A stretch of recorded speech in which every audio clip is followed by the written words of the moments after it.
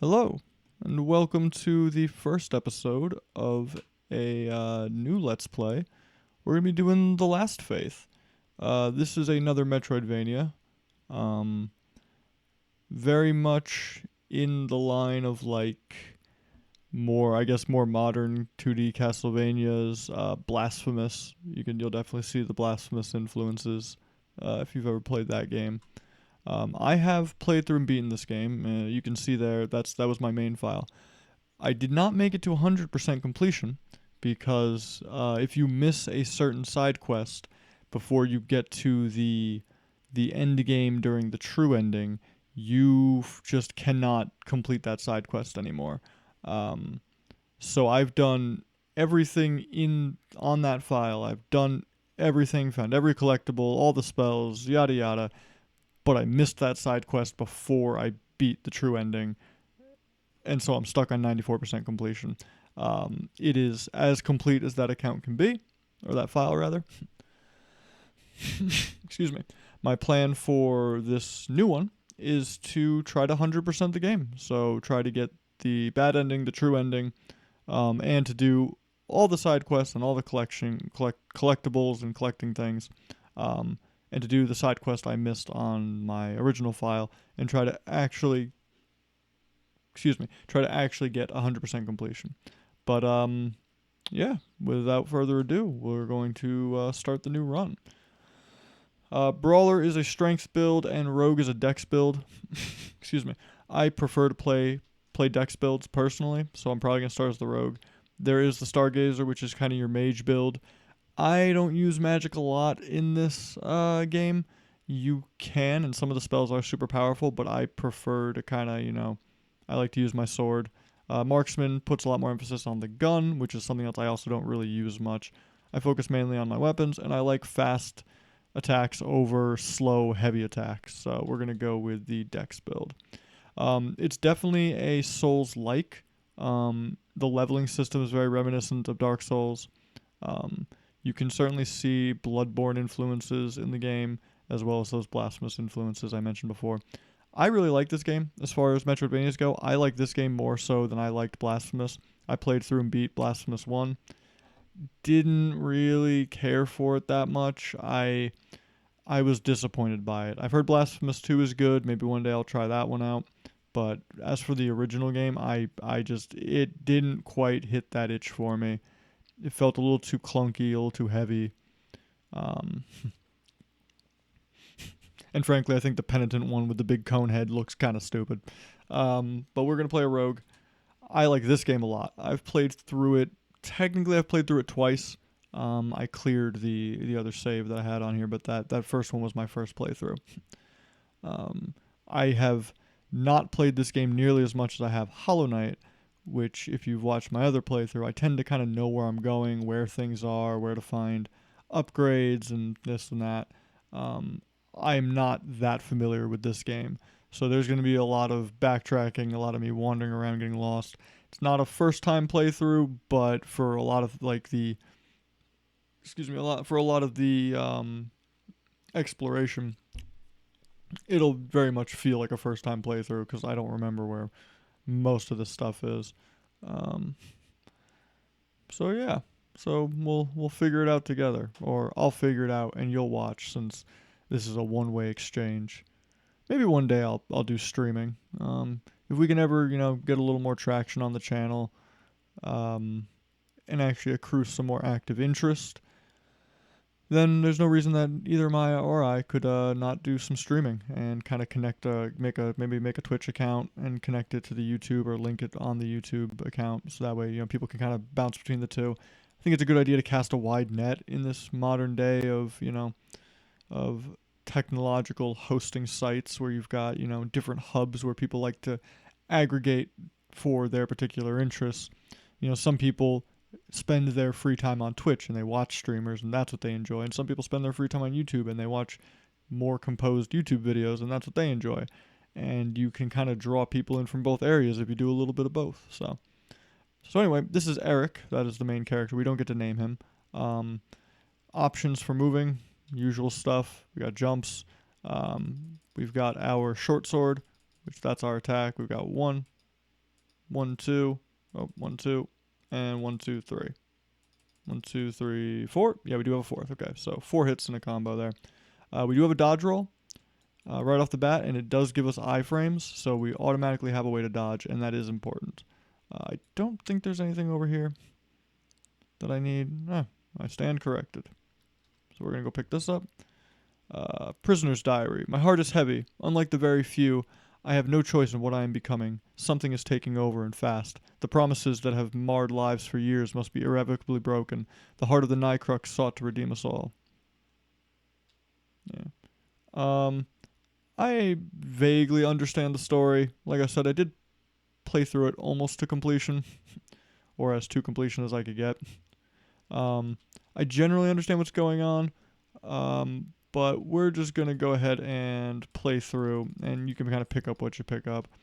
I'm not so confident in my understanding of the lore that I'm going to like dictate it to you. Long and short of it is, as far as I know, is that like there is this otherworldly power called the Nycrux, which was, it's the souls of this game. Essentially, it's the currency. It's how we level up. It's how we buy things. It's that number going up in the top right. And it changes people, turns them into monsters and stuff. Very, very Bloodborne, the hunters becoming monsters.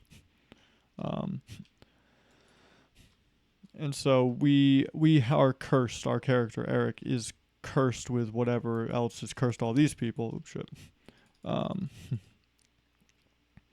And he is seeking a cure. Hence why we're in this not quite undead asylum. This is where he was held prisoner, but he's been freed. There's another hunter over there.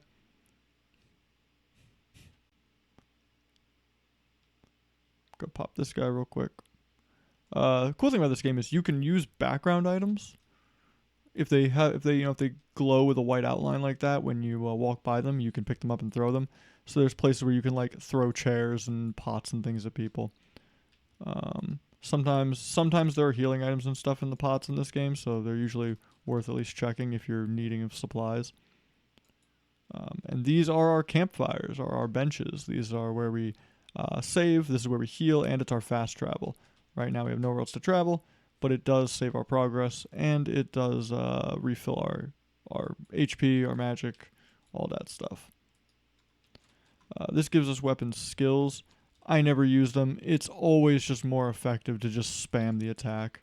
Like, DPS is always the way to go in any of these kinds of games. There's a reason you don't use the nail arts in Hollow Knight. They take too much time to wind up. They lock you into certain animations, and they don't really do as much damage as just wailing on your opponents. So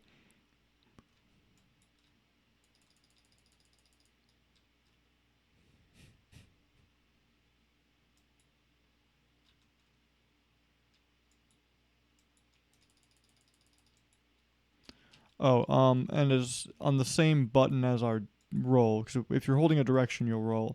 But if you just click the button, you do a backwards dash, very Symphony of the Night. You get the moving, the after images of yourself there. So that is a good way to have a nice stationary dodge if you're kind of standing and wailing on something and you know how long its reach is on its attack. Like if I go here, I think this guy, nope, he still gets me. His reach is just long enough where it's better to roll through him. Some enemies, especially ones that like swing a weapon and you can kind of see how big their weapon arc is, you're better off just doing that and then coming back in for the attack.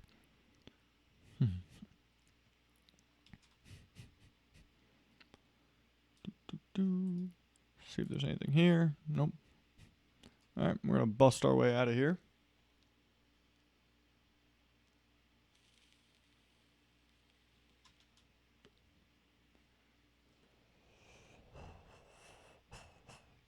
Open up the gate.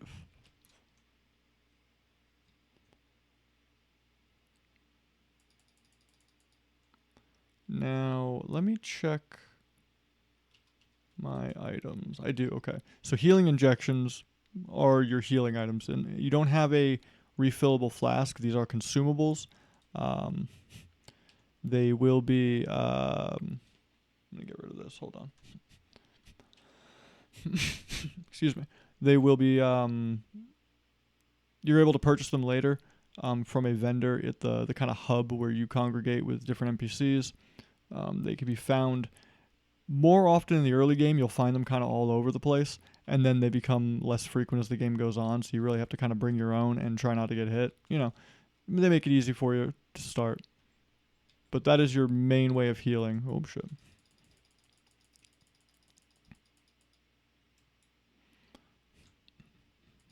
So this is the first boss. He's not. Oh shit! You can't see it, but I just had a Windows thing pop up on my. He's gonna get me. No, I didn't.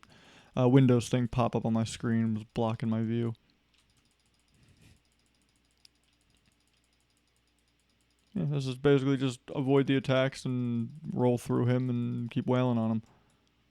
When he does that one, yeah, it makes a little spike. We're gonna pop a healing injection.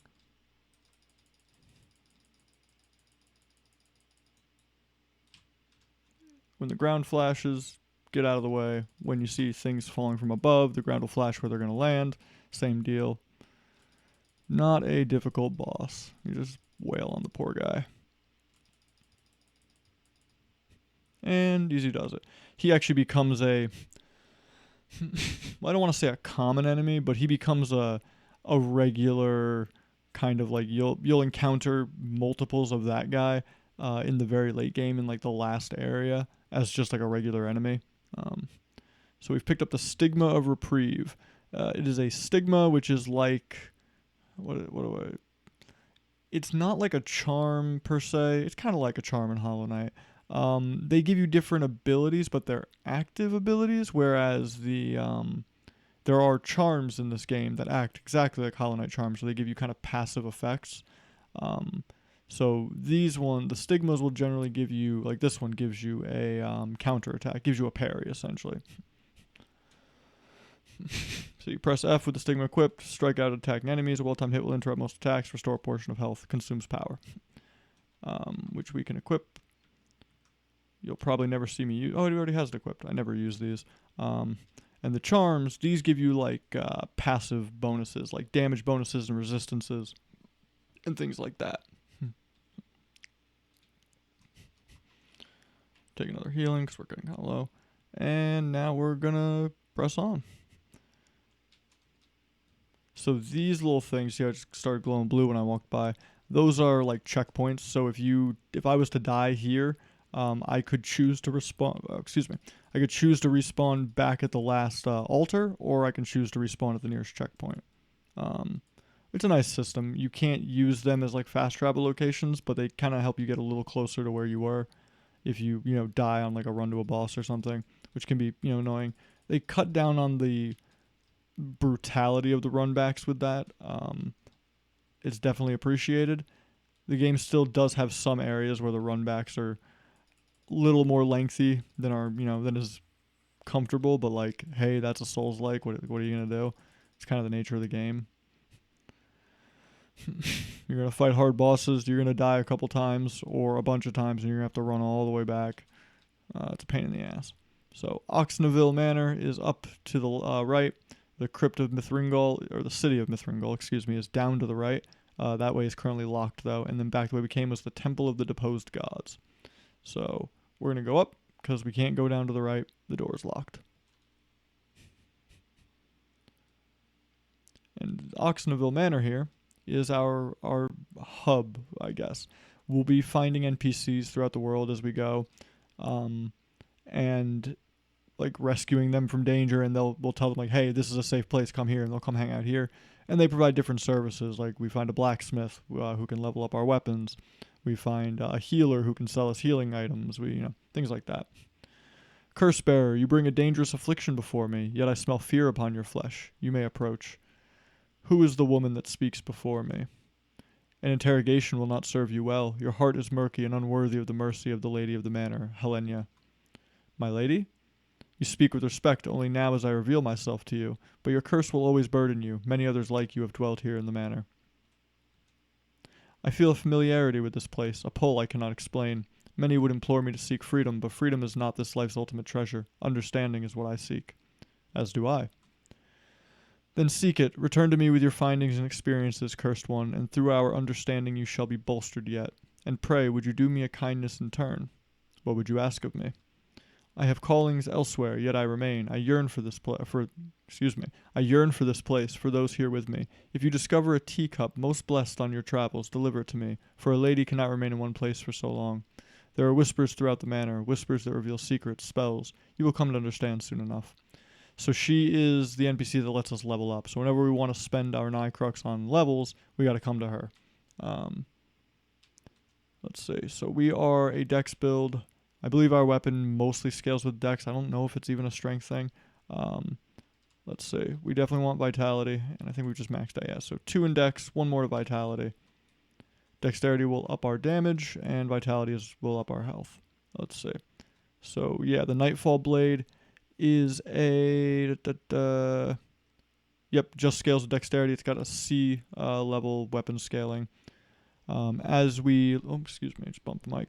As we level up the weapon, because you can find, just like in Dark Souls, you can find ore and stuff and use it to make your weapon +1, +2, that kind of stuff. As we level it up, the scaling will improve. This weapon is honestly actually pretty good for a dex build, especially once you start leveling it up. It's pretty much going to be my main weapon until I find either the whip or the scythe. The scythe, I believe, is dex and strength, but I can retool later on. Once we get her the teacup, she lets you retool your levels or reassign them. Excuse me.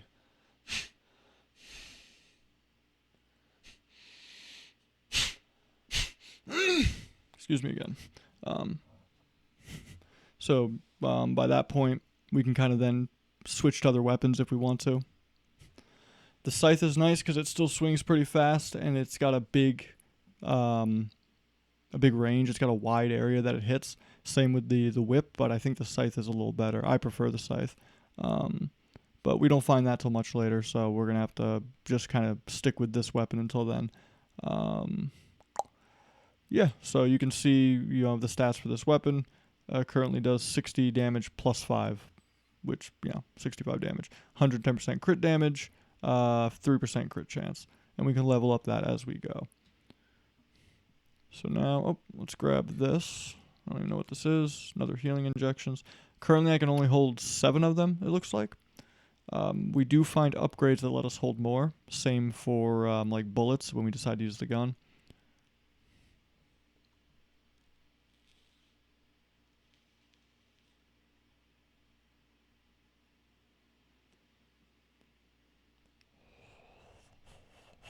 Yeah, Eric's not having a good time.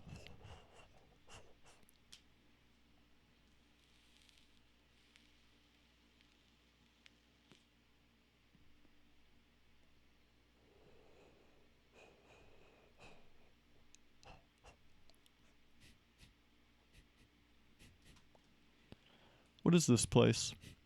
Ah, a wanderer. Around these parts, you truly have hardy blood coursing through your veins. Blood that I regretfully do not possess. I am Mark, and this here liqueur is my courage.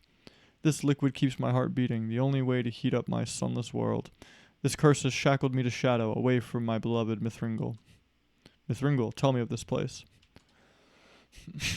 I recall my days in Mithringle with fondness, dear wanderer, yet it is a city that now exists merely in dreams. The contamination smote what I held most dear. The cloud still holds the city hostage, hence why I remain here with no hope of forgetting. Despair and distrust have overwhelmed the people. Just like our ancestors, we squabble and doubt each other's loyalty. We have not learned from their mistakes. I know of a man. He sought to rid us of such chaos. It is seldom that one steps forward to do what is right. They call him Herman. You must seek him out before your indisposition takes you. Tell me how to find him. I cannot. The path is clouded. My eyes fail me. Here, I bestow this weapon upon you. What do they call you? Ah, you are branded. So we get the Nightbane pistol. It's just a single-shot pistol. Eric, it will help protect your body. Your heart, I fear, may not be so fortunate. Take this key. I hope you find a use for it, for I am finished. And this is Mark's key. This what lets us go to Mithringle. So we can talk to him for lore stuff. He just tells us about the city. We're going to grab this this altar. And then as you can see, we can fast travel between Chapel Alcove, which was back in the temple, and here. And as we unlock more of these, we can kind of bounce around the map a little more. Some more healing injections I can't use because I'm already maxed out. Member of the household's letter. When the destruction around us began, we made for the rumored passages which would lead us to safety. Yet a scourged shadow blocked our path, ensuring a terrible fate upon us all.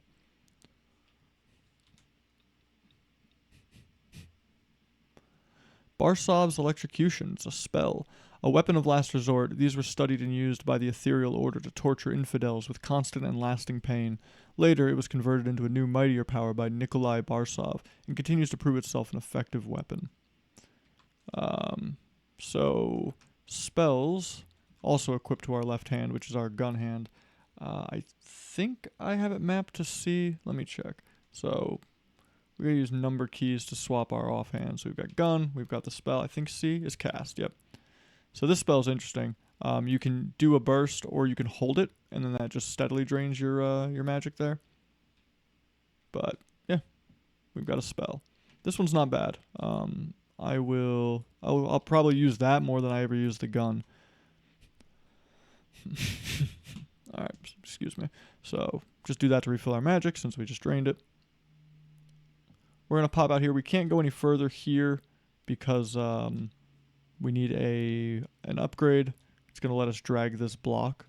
I don't think there's anything in this wall. No. There's a lot of secret walls. So we got to wait to come back here. See, we're at about 21 minutes. All right. I'm going to try to keep these to about a half hour to 40 minutes like I've been doing with the Hollow Knight playthrough. I don't want these videos to be too long.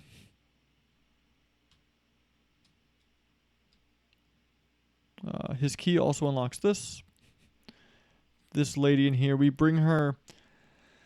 well, you'll see. My lady, why do you push such a heavy burden? This carriage is no burden, not compared to that which weighs upon my mind. The presence of children, those forgotten. They are supreme and need protection. Only this carriage can provide such sanctuary. They are scattered throughout this world, and there are many away from this land of toil where they will forever be safe. Did I read that right? Oh, okay.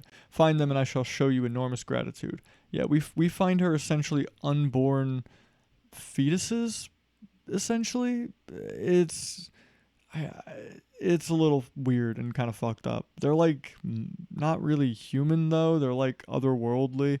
But yeah, we'll find those and we bring them to her, and we have to bring all of them to her for completion. And I think she gives us something for it, a spell or something. I don't really remember. But anyway, going this way. And now we're on our way to Mithringle. A little bit of platforming and combat to do before we get there.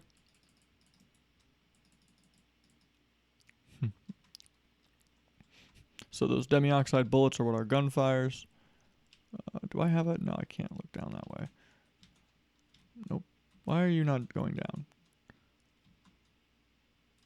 Oh, shit.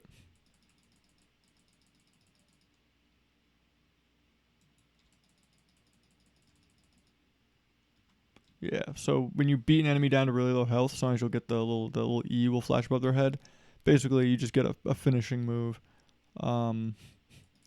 Doing that, the finisher move restores the light blue bar, the focus, down at the bottom of my 3 bars. So if you're somebody who uses the stigmas a lot and are draining your focus, you're gonna want to actually pay attention. Oh shit! You're gonna want to pay attention to when you get the finishers.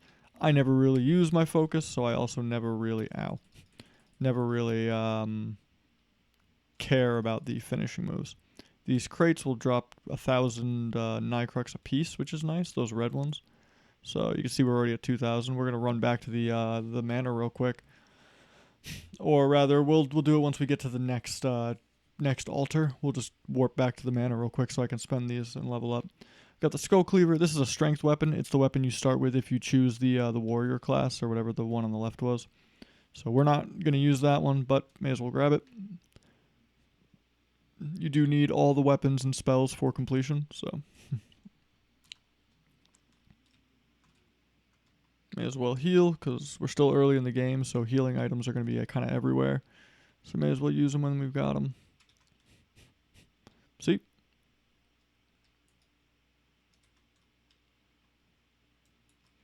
These dogs can be a pain in the ass. Especially when you're kind of focused on when there's a lot of enemies on screen and they come sprinting past because they knock you down and make you vulnerable. They're a pain in the ass. Excuse me. So grab this. Can't go this way yet. When we get the double jump and the air dash, we can cross there. And there's something over there. I don't remember what exactly, but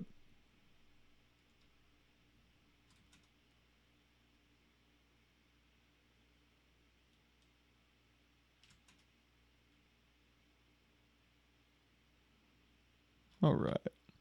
Now, does this have a secret wall here? No. Okay. So we're gonna go back to the Great Hall.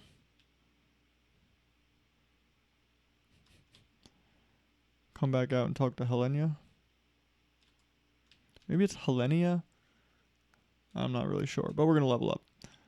Vitality, 2 more to Dex. How many more? Oh, we actually have a lot. Cool. All right. So put Dex up to 20, Vitality up to 14.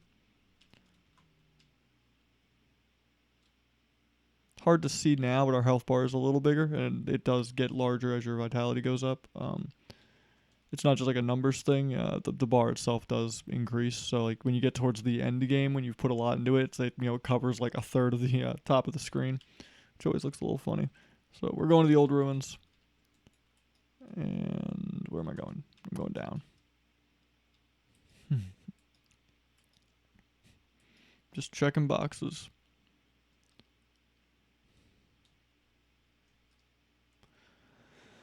These guys are annoying because when they die, they pop, and if they hit you, they can knock you back into these spikes. There's another one over here we gotta watch out for.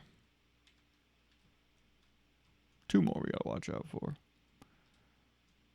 I think the idea is that they want you to like use your gun there, but the spell works fine too, and you can just hit them with your sword.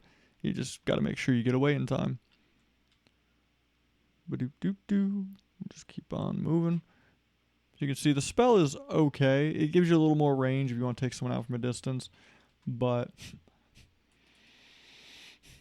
like we're not really spec'd into magic, so our magic damage isn't that great anyway. So I don't think we can get up there yet.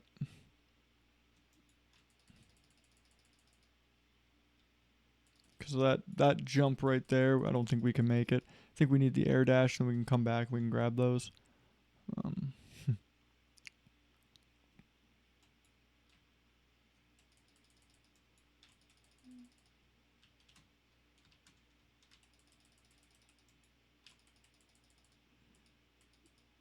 Come on, a little closer. Yeah, the only downside to this weapon is that the range is really short.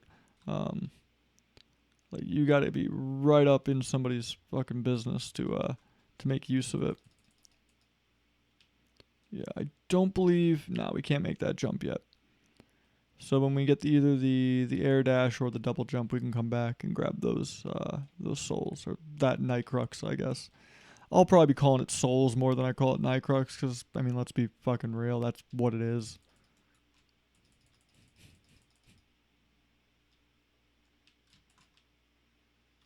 Get him now while he's not any trouble. Dodge the bullet. Roll under. And just electrocute that guy.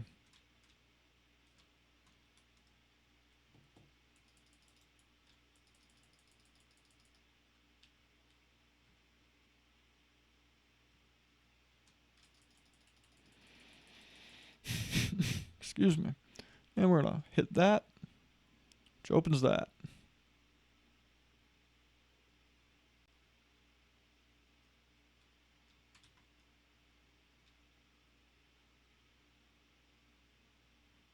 And we are on our way.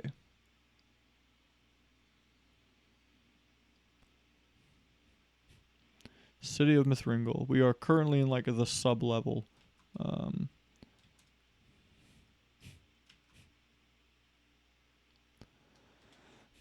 Something catches your eye. Your wares are of no interest to me. Pity, surely you require an instrument to protect yourself. This place is an unforgiving one. My darling daughter was not so fortunate. She was taken inside that place. My heart is weighed down with my grief. Nevertheless, it is a heart that would surely be lightened with a purchase. Regret is not something you will feel. What is your daughter's fate to be? It is a heavy price, but one demanded by the church, a church with prejudice against its own congregation, sucking the hope out of us all. She is in the chains of those wretched people. I must resign myself to a fate of a hunt, an all-consuming pursuit of those who hold her. I must. Your purchase will be gratefully received and will return a mere fraction of the warmth to my heart. So what say you? But be quick, my time is limited, and I must relinquish my daughter from the hell she's in. So this guy, he'll kind of pop up in some areas. He is a mobile kind of salesperson until you kind of complete his travels. He does have an end destination in mind.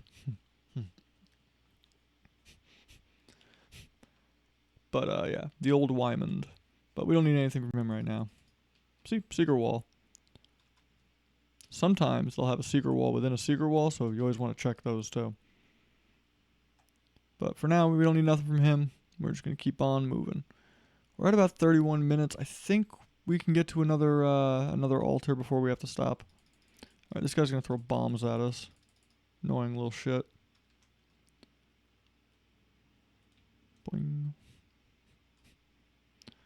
Perfect. Alright. So we'll stop here for now, since we've just saved. Yeah. When we come back, we will actually enter the city proper, because like I said, we're still in the subterranean area. We're underneath the city, essentially. When we come back, we'll climb our way up. We'll actually see the city of Mithringle. It's pretty cool. Very aesthetically cohesive. Very nicely designed. And we'll start making our way towards the first dungeon, essentially. This game does have dungeon is a good word for them. They're not completely self-contained areas, but they are visually distinct from whatever other region they're attached to, and they have puzzles inside that let you delve deeper, and then you find an upgrade item, that kind of stuff. So it's a dungeon. I believe this one's called the Federalist Building. I might be misremembering, but we'll go make our way towards that. We've got to do some stuff to unlock the door to get in the city itself. There's an NPC we got to find.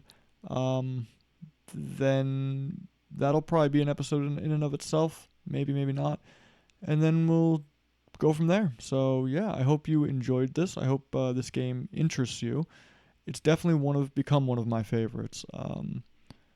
And I hope to see you on the next episode. So thank you very much.